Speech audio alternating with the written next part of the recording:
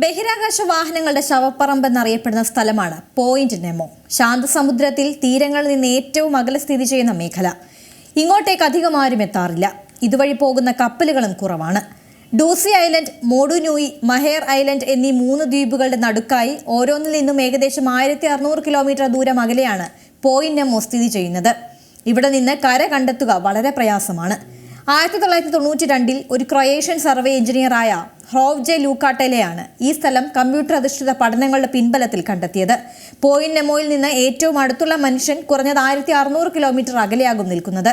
എന്നാൽ ഇതിനു മുകളിലൂടെ ഇടയ്ക്കിടെ പോകുന്ന രാജ്യാന്തര ബഹിരാകാശ നിലയത്തിലെ യാത്രികർ 416 കിലോമീറ്റർ അകലെ മാത്രമാണ് നിലനിൽക്കുന്നത്. അങ്ങനെ നോക്കിയാൽ പോയിന്റ് നെമോയോട് ഏറ്റവും അടുത്ത് നിൽക്കുന്ന മനുഷ്യർ ബഹിരാകാശ യാത്രികരാണെന്നും പറയാം. വിദൂര മേഖല ആയതിനാൽ ഉപയോഗശൂന്യമായ റോക്കറ്റുകളും ബഹിരാകാശ പേടകങ്ങളും ഒക്കെ ഇവിടെ വീഴ്ത്തിയിട്ടുണ്ട്.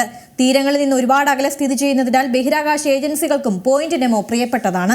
പ്രത്യേകിച്ച് റഷ്യയുടെ റോസ്കോമോസ്, യൂറോപ്യൻ യൂണിയന്റെ ESA, ജപ്പാന്റെ ജാക്സ എന്നീ ഏജൻസികൾക്ക്. അവരുടെ ഉപയോഗശൂന്യമായ റോക്കറ്റുകളും ബഹിരാകാശ വാഹനങ്ങളും ഒക്കെ ധൈര്യമായി ഇവിടെ ഉപേക്ഷിക്കാം. ഇവ ഒഴുക്കിൽപ്പെട്ട് ഏതെങ്കിലും തീരത്ത് ചെന്നു കയറാനുള്ള സാധ്യത വിദൂരമാണ്. ഇവിടെ 100 കണക്കിന് ബഹിരാകാശ വാഹനങ്ങൾ ഇത്തരത്തിൽ കിടപ്പുണ്ടെന്നാണ് പറയപ്പെടുന്നത്. പഴയ റഷ്യൻ സ്പേസ് സ്റ്റേഷനായ മിറും ഇക്കൂട്ടത്തിലുണ്ട്.